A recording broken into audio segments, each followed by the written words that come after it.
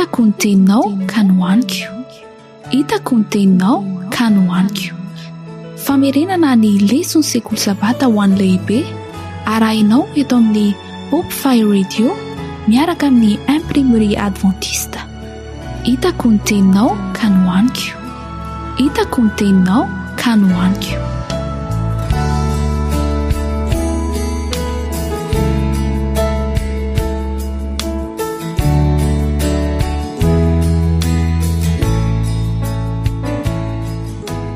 Valy manolotra ny rahaba sy firarian-tsoa amintsika rehetra mpiara-mianatra indray ry havana, miaraka aminareo androany ny havanareo Benoît Rakotovao izay mitondra ny fanomelabelarana eto androany amin'ity radio mamintsika rehetra ity.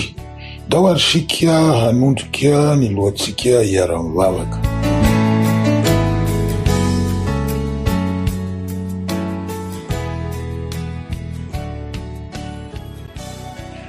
Rainay tsara sy masina indrindra ny an-danitro, valy misaotranao mandrakariva izahay noho ny fitiavanao lehibe.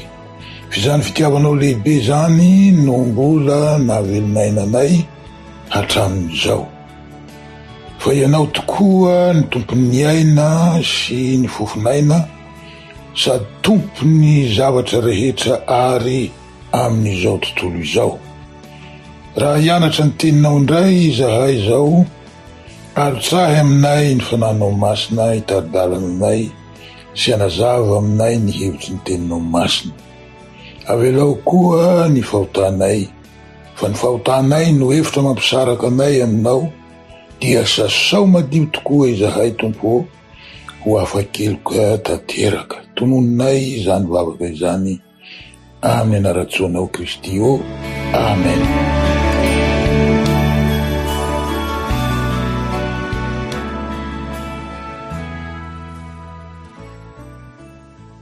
Ny lohatenin'ny lesontsika tamin'ity herinandro ity dia ny hoe fomba fandalinana ny Baiboly.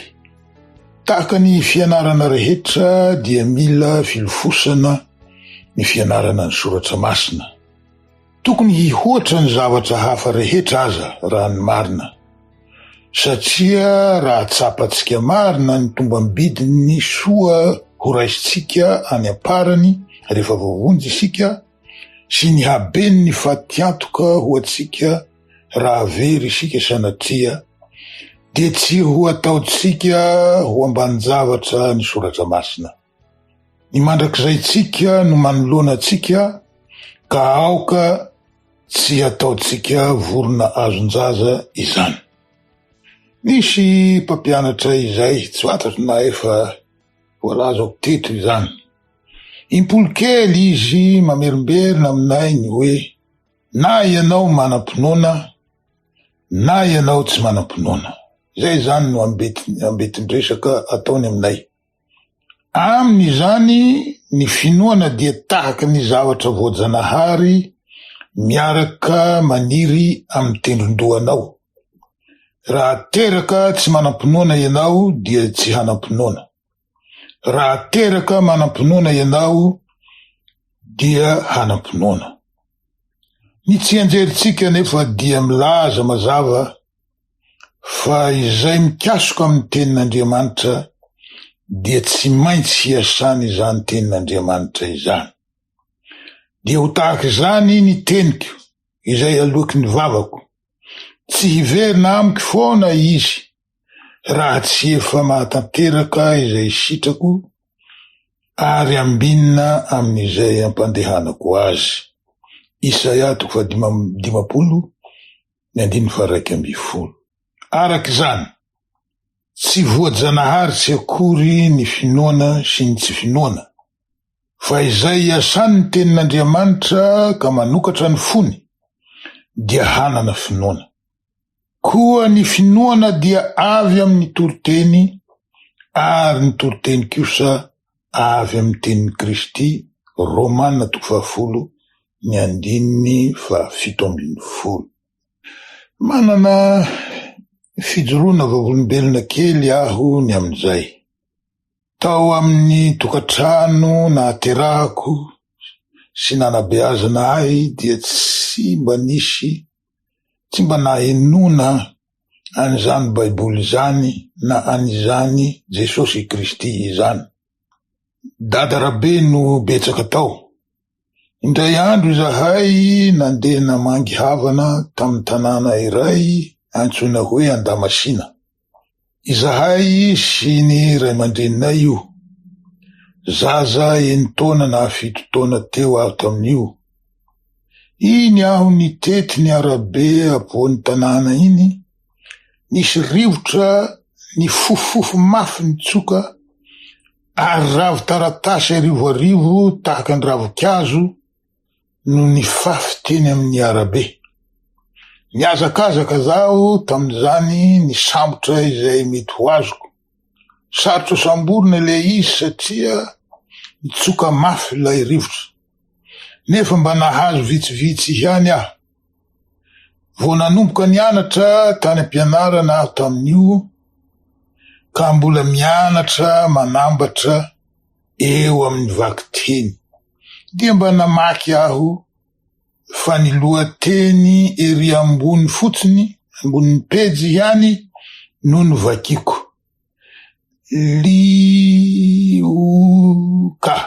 Lioka. Matio. Ireo lohateny roa ireo no tadidiko tsara fa novakiko. Tsy nety afaka fa niraikitra tao an-tsaiko ireo anarana roa ireo. Ny antony dia satria tsy fantatro ny dikany. Ataoko teny gasy nefa toa tsy teny gasy satria tsy fantatro ny dikany. Ataoko teny vahiny nefa toa teny gasy ihany. Nandritra ny fotoana ela be teo amin'ny fahazazako, namoto ny saiko ireo teny tsy fantatro ireo. Ary efa ela be taty aoriana aho vao nahafantatra ny dikany. Marina fa tsy tonga kristiana avy hatrany noho ireo teny anankiroa ireo aho. Mbola lalana lava be no niteteziko vao tonga teo amin'ny ranon'ny batisa aho. Fa ny ati-dohako tsy nety nitsahatra, tsy nitsakotsako ireo teny roa ireo nandritra ny fotoana ela. Izay no voalohan'ny fiasan'ny Soratra Masina teo amin'ny fiainako. Somary hafahafa ihany ilay izy, nefa tsy azo dia tsy hita na hadinoina satria zanatohatra na dia zanatohatra hafahafa aza teo amin'ny fiainako ara-panahy ilay izy. Raha ny nananako ny baiboliko voalohany indray no asian-teny satria anontaniany ny lesontsika ny momban'izay. Feno 40 taona aho vao nanana ny baiboliko voalohany. Baiboly amin'ny teny anglisy io, novidiko tany Angletera, Revised Standard Version. Ary tsy nataoko hianarana Soratra Masina akory no nividianako azy, fa hianarako teny anglisy. Lava be ny tantarako arak'izany, sombitsombiny kely ihany no azo ambara isaky ny indray maka. Samy manana ny tantaram-piainantsika daholo isika rehetra, satria samy hafa ny lalana nitondran'Andriamanitra antsika. Nefa na samy hafa toy izany aza, ny traikefa ny tsirairay ara-panahy, samy afaka mitombo ara-panahy isika rehetra. Ary ny fandalinana ny Soratra Masina izay teman'ny lesontsika amin'ity herinandro ity, dia lalana iray tsy azo idirana hahatrarantsika izany fitomboana izany.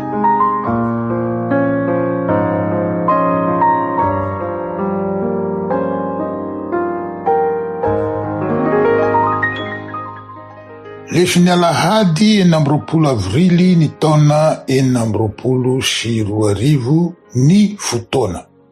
Valala tsy azo tsy andrianirika hoy ny fiteny. ny hoe mandririka eto amin'ny ara-panahy dia ny manao ny ezaka rehetra tsy maintsy atao mba hatongavana amin'ny tanjona iray kendrena ho tratrarina, ka anatin'izany ezaka izany ny mitady ny teknika, mitady ny taktika, manokana fotoana, manokana toerana sy ny sisa tsy voatanisa. Ny hojerentsika amin'ny leson'ity alahady ity dia ny momba ny fotoana. Hoy Madame White hoe kely ihany ny tombotsoa azo avy amin'ny famakiana maimaiky ny soratra masina. Ny olona iray dia mety hamaky ny Baiboly manontolo nefa tsy mahita ny hatsarany na tsy mahatratra ny heviny lalina sy miafina. Ellen G. White, Steps to Christ, pejy 70. Steps to Christ moa dia ny dia ho eo amin'ny Kristy amin'ny teny malagasy. Teboka roa mikasika ny fotoana no voafoaka anatin'io fanambaran'io. Ny voalohany dia ny halavam-potoana natokana ho an'izany famakiana soratra masina izany. Raha fotoana fohy no atokana ary atao ankamehana ny famakiana azy, mazava ho azy fa tahaky ny zavatra rehetra atao ankamehana dia tsy ho betsaka ny tombotsoa ho azo amin'izany. Ny mpianatra any an-tsekoly dia mahalala tsara an'izany. Tamin'ny andro ny récitation taloha, tamin'ny andronay izany, raha nanadino ianao ohatra na tsy nanam-potoana ka efa raha-pitso no hanadinana azy, ianao androany vao mianatra azy, androany alina, ny mivavabavaka mba tsy ho anisan'ny ireo zay ho voadina fotsiny no azonao atao, fa tsy ahazo noty tsara izany ianao raha voadina. Ny ati-doha dia tahaka ny tova hafa rehetra. Mila fotoana izy vao mahatotosa ny asany. Ny vavony ohatra tsy ahalevona eo ny ho eo ny sakafo vao nohaninao teo. Mila fotoana izy. Resaka halavam-potoana tsy ampy izany ny teboka voalohany voalazan'i Madame White teo. Ny teboka faharoa dia ny kalitao ny fomba famakiana na fianarana ny soratra masina. Misy ny mahavaky lahateny lava be nefa tsy ampy ny fandinihana ka tsy misy fahalalana noraisiny tamin'ny vakiteny lavabe nataony. Ampy ny fotoana fa ny fandinihana no tsy ampy. Ny teny hoe fandinihana dia avy amin'ny matoateny, avy tamin'ny matoateny hoe mandinika, ary ny teny hoe mandinika dia avy amin'ny teny hoe madinika. Ny atao hoe mandinika izany dia manapatapaka madinika ao an-tsaina olana na zavatsarotra vongana makadiry anankiray mba ho mora kokoa amin'ny saina ny mitsako na ny mandray azy, satria sarotra amin'ny saina ny mandray izany ambogadiny amin'izao. Any amin'ny faritany tsy miety dia azo ampiasaina amin'ny dikany voalohany io teny hoe mandinika io, ka ny hoe mamaky kitay any amin'ny faritany tsy miety dia ny hoe mandinika kitay no fiteny azy. Ka arak'izany mila fotoana hahazoana manapatapaka azy ao an-tsaina ny fianarana ny soratra masina, tahaka ny fianarana ny zavatra hafa rehetra ihany. Io fandinihana io dia ahazoana miala amin'ny fihinanana amam-bolony na koa mba tsy hisy zavatra voadika na tsy voamarika. Efa miresaka fotoana ihany sika. Ny zavatra hitako dia zao: ny atleta na artista mamiratra indrindra dia ny atleta na artista nanomboka tany amin'ny fahakeliny. Ohatra, efa taona le zaza, 4 taona, dia efa nitazona izany raketa tenisy izany, efa nitendry izany keyboard na piano izany, efa nitazona izany baolina basket izany. Ndry Tiger Woods ohatra, 3 taona izy dia efa nitazona ny clubna golf, le fitifirana ny baolina golf iny. Ka eritreritany aho, ary tsy eritreritro samirery raha ny marina, fa maro ihany koa nefa nilazany amin'izany. Tokony ho izay koa no ampiharintsika amin'ny zanatsika. Misy aza milaza fa na zazany amboka aza efa azo beazina ara-panahy sahady, azo itenenana, azo ihirana hira fihirana, azo ampienoina tsy anjery.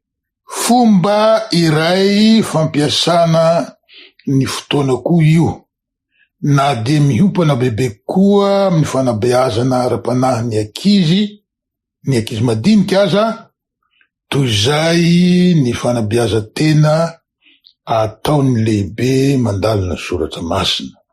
Misy torohevitra vitsivitsy koa arosony lesontsika mba hataotsika. Torohevitra voalohany: mangataha ho izy amin'Andriamanitra mba hametraka faniriana azy ao am-potsika. Faniriana an'Andriamanitra izany. Tsy misy zavatra tsara ara-panahy angatahantsika amin'Andriamanitra ka tsy homeny atsika.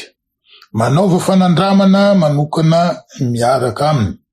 Alao ho anao ny fampanantenana ao amin'ny Jeremia 7:7-7, sy Salamo 7:30-4, izay samy mikasika ny faharisihana mikatsaka ny tavan'Andriamanitra.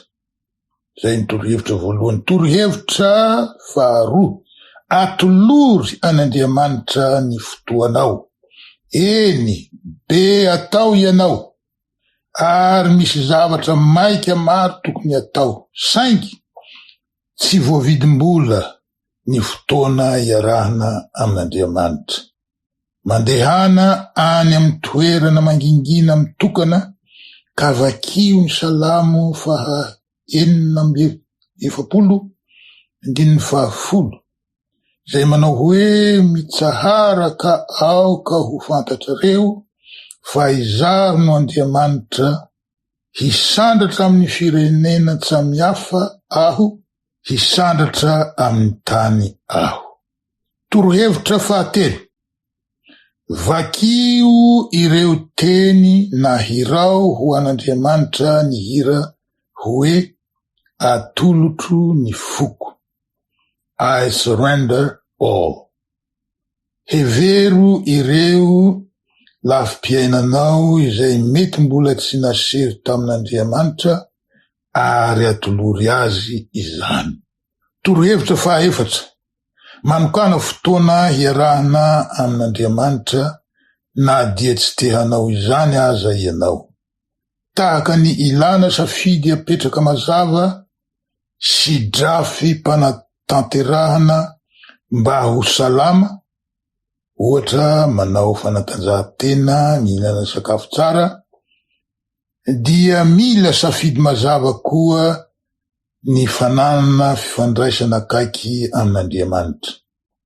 Tsarovy fa ny fahazarana vaovao dia mety mila 120 andro farafahakeliny vao miorina, ary tsy afaka mandresy mihitsy isika raha tsy misy ny fanampian'ny fanahy masina. Ireo zany ny torohevitra vitsivitsy omenantsika.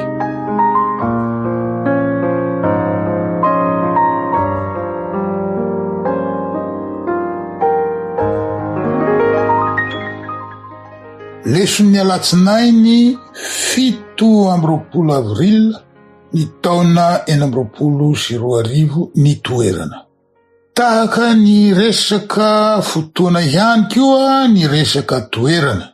Ny lesontsika dia manoro hevitra tsika hifidy ny sy hanokana toerana anankiray mangingina, toerana tiantsika, hahafahantsika mifandray amin'Andriamanitra. Izaho aloha tsy handainga aminareo ary tsy handainga eto anatrehan'Andriamanitra, fa tsy mbola nanao izany fanandramana izany aho. Fa ny azoko ambara kosa na dia niavitra kely ihany aho hilaza azy ity, niavitra be mihitsy azy, hatr'izay na mpianatra tany ampianarana zany any an-tsikoly. Mandraky izao aho efa nahazo taona izao dia amin'ny alina mangina iny aho ary mitsotra eo ambony fandrina no ahazoko haim-panahy amin'izay ataoko rehetra. Eo am-pandrina aho mamaky boky, eo am-pandrina aho mianatra récitation, na mianatra lesona hafa, geografia, histoire sy ny toy izany. Eo am-pandrina aho manoratra poésie ary mipolotra aok'izany ny aingam-panahy raha eo am-pandrina aho no manoratra azy, manoratra poésie zany. Eo am-pandrina aho manoratra taratasy aman'olona sy ny sisa.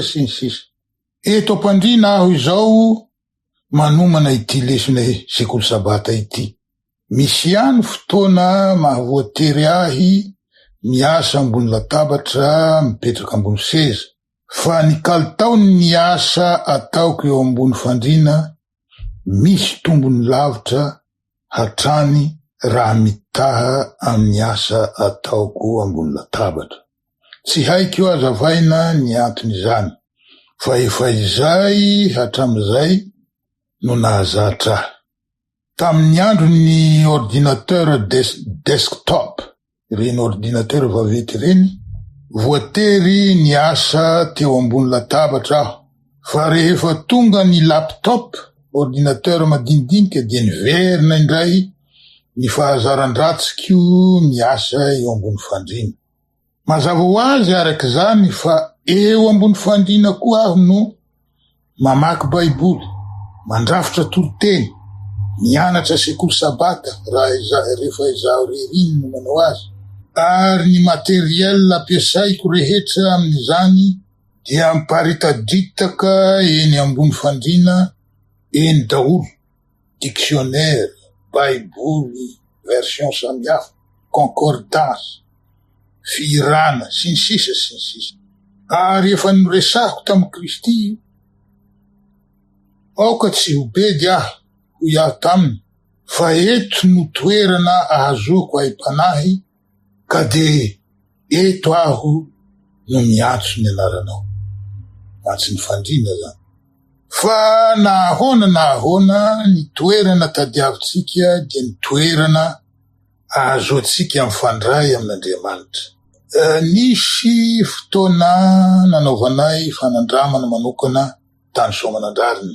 Nisy tolona mambavaka tamin'izay dia naka inspiration tamin'ny fanaon'ny Kristy zahay. Marka 2:5-7 ary ny foha maraina alina koa izy dia nivoaka nakany an-tany foana ka nivavaka tany. Zay zany nivaka ny teny. Fa ny anay tamin'izay vavaka mamatonalina mandra-parain'ny andro zany. Nisy tamin'izay fotoana tamin'ny alina iny zany, miara-mivory, mihira, mivavaka mitambatra. Ary nisy koa fotoana tamin'ny alina iny hany, samy miparitaka any ankalamanjana any, any amin'ny bozaka any, any amin'ny bodihazo any, any analakininina any. Vavaka isam-batan'olona dia samy mitolona mivavaka tsirairay. Mandritra ny adiny ray na atsasakadiny eo dia miverina mitambatra indray dia izay hatrany hatrany no nataonay mandra-maraina. Maro izahay no nahazo hery ara-panahy tamin'izay, saingy tsy nataonay fahazarana ilay izy, ka angamba samy niverina tamin'ny fahazarany daholo indray izahay rehetra izay. Fa raha tena te hanao zavatra isika, ary zany no faniriantsika rehetra, tsy misy afaka manday zany tsika. Raha tena te hanao zavatra zany isika, aoka ho hararotsika ity lesona ity hanaovantsika fanandramana. Manendre fotoana raikitra, manendre toerana raikitra, ary ataovy fahazarana ionatsika amin'ny Andriamanitra izany. Aza kivy hoy ny lesontsika raha misy fotoana tsy mahafaka antsika, fa aza vela hitarazoka lava loatra nefa zany fotoana tsy fahafahana izany, fa lalana iray mitondra miverina amin'ny fahazaran-dratsy taloha izany. Ary izaho dia mangataka aminareo mivavaha ho ahy manokana, so de mba ho afaka amin'ity miasa eto ambony fandriana ity aho, sady hahazo fahazarana vaovao aho amin'izay, no ho tapitra hatreo koa ny adinay mivady. Baprimoany amizay reto bokinao reto sy reto taratasy reto fa atory aho. Zay ny zavatra mitranga ao tokantranonay matetika.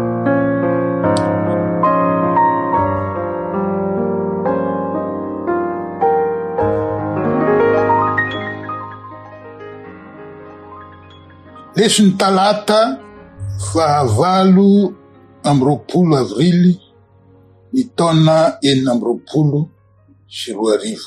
Fandalinana ny Baiboly. Eto moa voalaza hoe fandalinana lalina ny Baiboly. Pleonasma izany fa fandalinana ny Baiboly no izy. Zafady. Ity leson'ny talata ity dia manoro hevitra atsika ny amin'ny tena fandinihana na fandalinana ny soratra masina. Ny lesona roa voalohany hitatsika teo dia momba ny cadre hampahomby ny fianarana.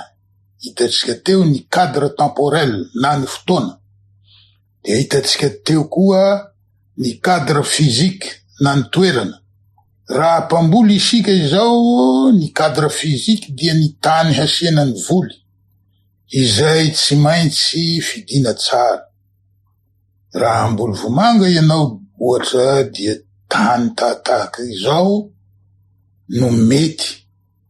Ary raha hamboly vanila ianao dia tany mandomando, mafana, be masoandro nefa be alokaloka no tadiavina na amboarina. Ny mpamboly rehetra na tsy nanao agronomia aza mahalala tsara ny am'izany rehetra zany. Tahaka izany koa ny fotoana. Ny mpamboly tsaramaso ohatra dia mahalala fa ankoatry ny tono-taona mety tsy mamokatra loatra ny tsaramaso volena zava-volana, fa ny volena maizom-bolana hono no mety. Voakajikajy daholo ny toerana, ny fotoana vao miroso amin'izay mamboly. Tsy misy valaka amin'izany koa ny fianarana ny soratra masina. Rehefa voalamina ny fotoana sy ny toerana, miditra amin'ny fianarana sy fandalinana mivantana amin'izay isika. Nomeny lesontsika antsika daholo ireo dingana arahina, ary raha marina ny fijeriko azy io dia dingana manaraka ny filaharany tsara, dingana ara-kronolojia no nanaovana azy. Dingana voalohany, mivavaka. Hoy Madame White hoe, tsy tokony hianarana mihitsy ny Baiboly raha tsy misy vavaka.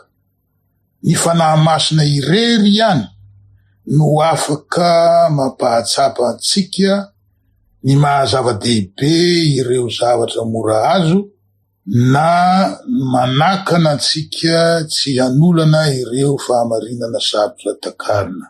Ao amin'ny hery mifanandrina version teny anglisy pejy 795 sy ny pejy 900 misy an'izany. Marina loatra izany satria mora de mora ny mahadiso fandray raha tsy tariny fanahy masina ny saina. Jereo fotsiny ny andraisan'ny olona ny fahitana hitan'ny apôstôly Petera momba ireo biby maloto nampidinina tamin'ny lamba be avy teny an-danitra. Mora foana ny andraisan'ny olona aniny fahitana iny ho fanomezan-dalana avy amin'Andriamanitra hihinana biby maloto. Nefa dia mazava fa tsy izany akory ny dikany. Tsy amin'ny fianarana ny soratra masina fotsiny ihany no ilana ny fitarihan'ny fanahy masina, fa amin'izay rehetra atao, indrindra fa ny zavatra ara-panahy. Azo tsika atao ny manao lista maro eto, fa ny fotoana miazakazaka dia ajanontsika atreo ny amin'iny. Dingana faharoa eo amin'ny fandalinana zany, fandalinana ny soratra masina, ny fianarana ny soratra masina, mamaky sy maka noty manoratra. Azo atao ny mamaky aloha, vita tanteraka ny vaky teny vao manoratra. Nefa azo atao koa ny mamaky dia maka noty, de manohy mamaky, de manoratra, de izay hatranatrana. Fa ny mamaky no asiantsika teny kely. Misy dingana 3 ny vaky teny araka ny ambaran'ireo teolôjiana izay mandalina ny fianarana ny soratra masina. Ary voahaja tsara ireo dingana 3 ireo vao mamokatra ny vaky teny. Eo amin'ny dingana faharoa moa zany tsika zao, ary nilazaitsika teo fa misy zana dingana zany io dingana faharoa io. Zana dingana voalohany ataon'ireo amin'ny teny frantsay hoe lecture informative. Tokony hahavaly ny fanontaniana hoe inona na iza na aiza io lecture informative io. Inavy ny zava-miseho eto, iza daholo no ny olona ato amin'ny tantara, aiza no miseho ny tantara. Zany fanontaniana zany de tokony efa fantatsika rehefa mamaky manao an'io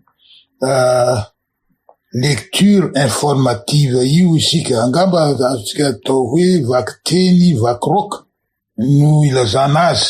Ny ankamaroany ny mpamaky dia eo izy no mijanona. Fa raha eo ianao no mijanona, tsy lasa lavitra ianao amin'izay. Zana dingana faharoa, zany hoe zany mila an'io zana dingana faharoa io ianao. Zana dingana faharoa, lecture analytique. Tokony hahavaly ny fanontaniana hoe nahoana ny lecture analytique. Famakafakana lalina no atao amin'izany lecture analytique zany. Nahoana no namalim-bontana izy ohatra. Natahatra ve? Sa nanajatena ve? Sa karazana avinavina ve izao? Mametra panontaniana momba ny antonanton-javatra ny mpamaky. Ary miezaka mampifandray zavatra kaiky na zavatra lavitra ao amin'ny vaky teny izy. Ary mihazava kokoa hatrany eo an-tsainy ny sary lehibe misokatra eo anoloany. Tsy mitsahatra amin'ny hoe izao ny zavatra mitranga izy, fa mikaroka ny mety ho antony izany zavatra mitranga izany, ny mety ho fiantraikany izany zavatra mitranga izany, sy ny sisa. Ary ny zana dingana fahatelo farany, dia ny antsoin'izareo hoe lecture applicative. Rehefa mazava ao an-tsainy ny mpamaky ny sary lehibe manoloana azy, hitany ny pitsopitso ny fandehan-javatra azony ny lesona azo tsoahana, dia hoy izy anakapo hoe ahoana ary no fomba hampiarako an'izao lesona izao eo amin'ny fiainako. Raha tonga amin'izay dingana izay ianao ka mamisavisany amin'ny fomba hampiaranao ny lesona, vonimbonina hanao fanandramana ny amin'izay noraisinao teo, ny voadivoady ao am-ponao fa hanaraka na hampihatra izay hitanao teo, tapa-kevitra ny hanaraka ny fahamarinana hitanao teo, dia izao no azo ambara nitondra vokatra eo amin'ny fiainanao ny vakiteny nataonao zay. Ka apetraho eo amin'Andriamanitra izany fanapahan-kevitrao izany. Ny fandraisana naoty antsoratra dia ho fitadidiana ny fahalalana azonao teo fotsiny, fitaovam-pitadidiana sy fitaovam-pandaminana izany ny soratra atao. Ireo zanadingana nolazaitsika teo dia amin'ny dingana faharoa, ary ny dingana fahatelo farany de zao mizara. Lazao amin'ny olona iray izay ny anaranao. Izany dia hanamafy ny hevitra ao an-tsainao ary ampahery ny hafa koa. Zay zany ny lesony talata.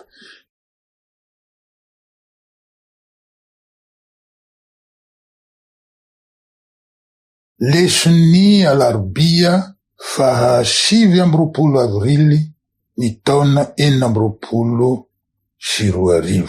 Fitahiana roa sosona. Tsy anankiray fotsiny ny fomba fianarana ny soratra masina fa maro.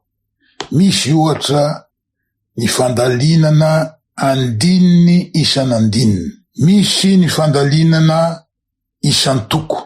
Maka toko anankiray ianao de iny zany dininao, vakinao sy fakafakainao sy akanao lesona. Misy koa ny fandalinana lohahevitra anankiray, ohatra ny fahasoavan'Andriamanitra ohatra. Misy ny fandalinana teny anankiray fotsiny zany de halalininao inona ny heviny amin'ny ahoana no ampiasana azy. Ireo izay nianatra Grika sy nianatra Hebreo no afaka manao tsara izay fomba fianarana izay, satria ao no ahitanao ny andohan'ny teny sy ny ohatran'izany. Ary misy ny fandalinana boky iray manontolo. Zay zany ny fomba fisafidianana ny zavatra hodinina ao amin'ny Baiboly. Fa anisan'ny ahazoana mitahiry sy manamafy ny fahalalana azo amin'ny fandalinana ny soratra masina dia ny mizara izany amin'ny hafa. Efa voatsiahatsika kely tery ambony ny amin'ny lesony talata zany izay hevitra izay. Tahaka ny mizara afo, ny mizara ny tenin'Andriamanitra amin'ny namana. Fanaonay any ambanivohitra ny mangataka afo amin'ny mpifamoli-bodirindrina rehefa lany ny afokasika ao trano, na rehefa taratara avy any an-tsaha, satria malakilaky na moramora kokoa ny mangataka afo efa velona toy izay hamelona afo vaovao. Ny afo manko na azarainao arivoarivo tsy lany mihitsy. Ny kitainao na ny saribonao no mety ho lany raha betsaka loatra ny mpangataka afo aminao. Izahay mihitsy no mpanao an'izany tamin'izahay nianatra, mangataka afo rehefa lany kitay. Aza mba manao sahala amin'ny nataonay. Fa ny afo tsy lany mihitsy. Ny kitay no lany fa ny afo tsy lany mihitsy. Mihoatra noho ny mizara afo aza ny mizara soratra masina amin'ny hafa. arakaraka ny izaranao azy no ampitombo anao ara-panahy. Miamafy ny finoanao, mitombo ny fahalalanao, mahita fifaliana ianao, mahita fanahy tafiditra ao an-tsompotry ny tombo. Ny lohateny dia ny hoe fitahiana roa sosona, fa tsy roa sosona fotsiny ny fahitako azy eto, fa fitahiana sehesehena mihitsy no horaisinao. Manginy fotsiny ny fitahiana mety tsy hita maso, fa misoko mangina eo amin'ny fiainanao. Akory ny hatsara ny tongotry ry mitondra teny soa mahafaly ery an-tendrombohitra sady mitory fiadanana, dia izay mitondra teny soa mahafaly sady mitory famonjena, eny izay manao amziona hoe mpanjaka Andriamanitrao. Isaia 2:15. Voatahy ny tongotrao, arabaky teny mihitsy aza, satria mihamatevina ny faladianao, sy ara-pomba fiteny kio. Voatahy ny lalanao, voatahy ny fiainanao rehetra. Zay ny lesoni, famtinana ny lesoni alarobia.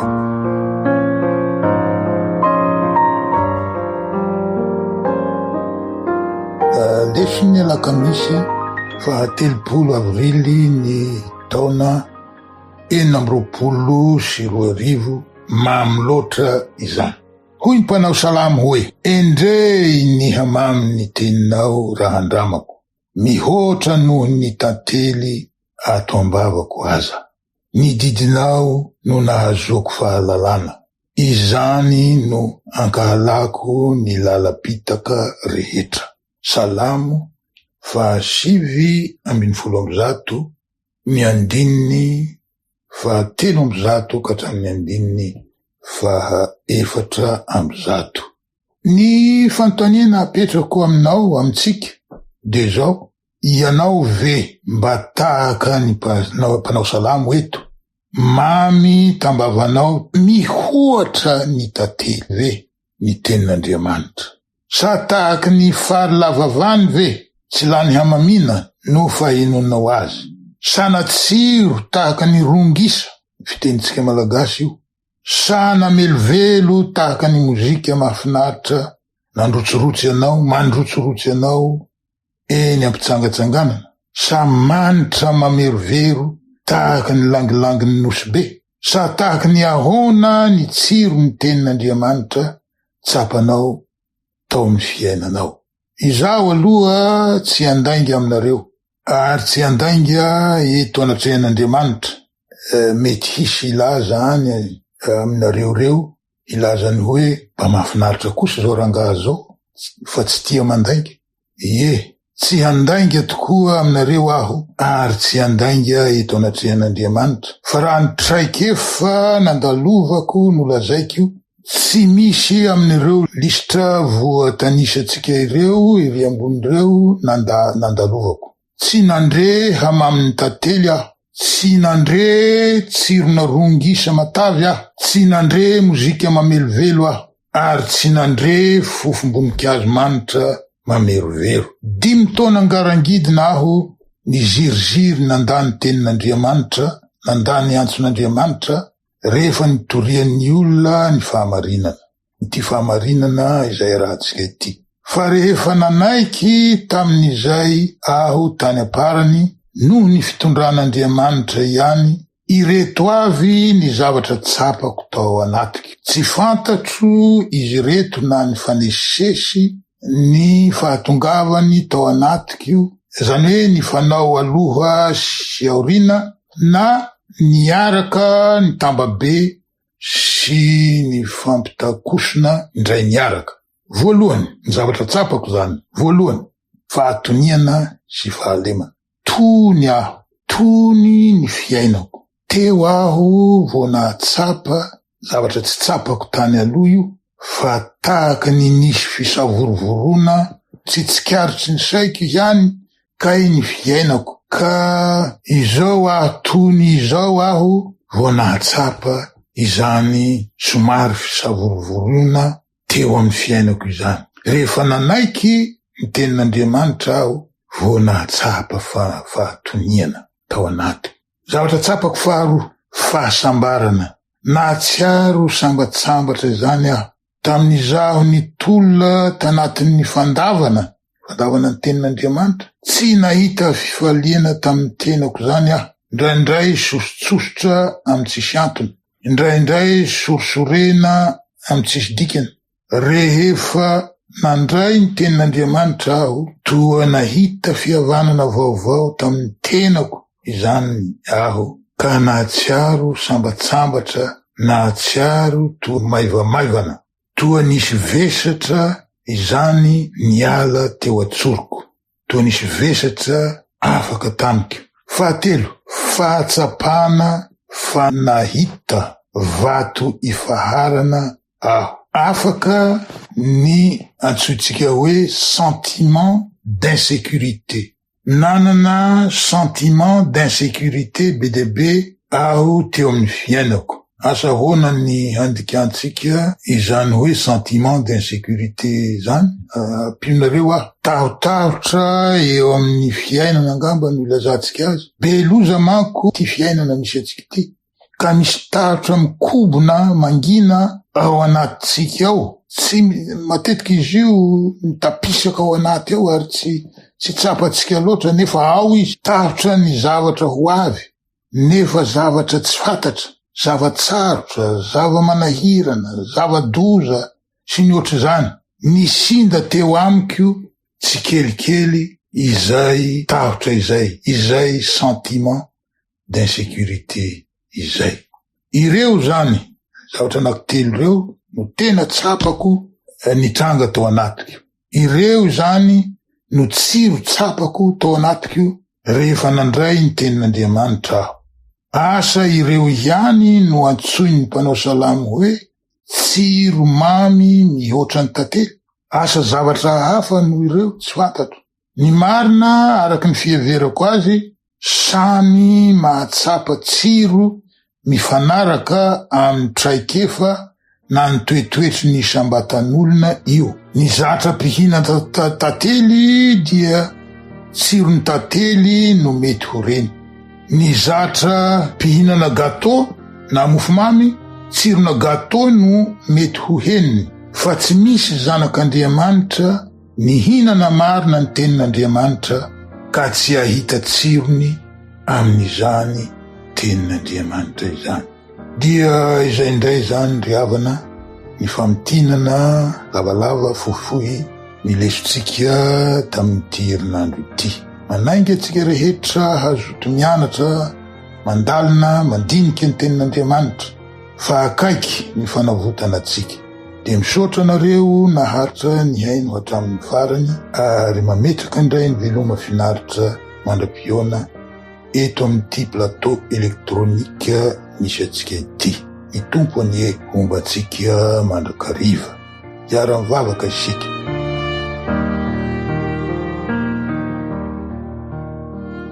Rainay tsara sy masina indrindra ny an-danitro, misaotranao zahay fa mamy tokoa eo am-bavanay, ao am-ponay, eo amin'ny fiainanay ny teninao masina. Ny teninao no tenin'ny famonjena, ny teninao no tenin'ny fanantenana, ny teninao no tenin'ny fiainana. Ampio zahay ahita tsiro ny mandrakariva eo am-pihinanana izany teninao izany.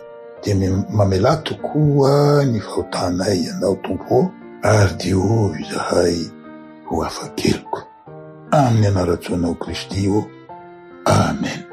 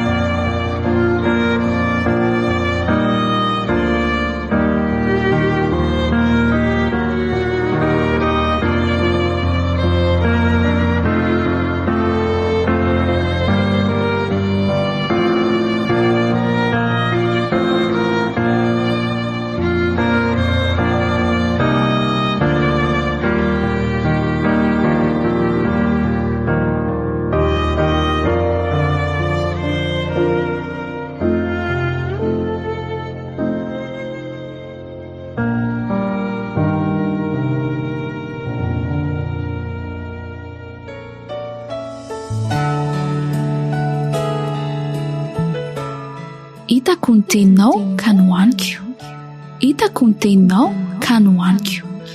Famerenana ny lesona sekoly sabata ho an'ny lehibe arahinao eto amin'ny Hope Fire Radio miaraka amin'ny imprimerie adventiste. Hitako ny teninao ka nohaniko, hitako ny teninao ka nohaniko.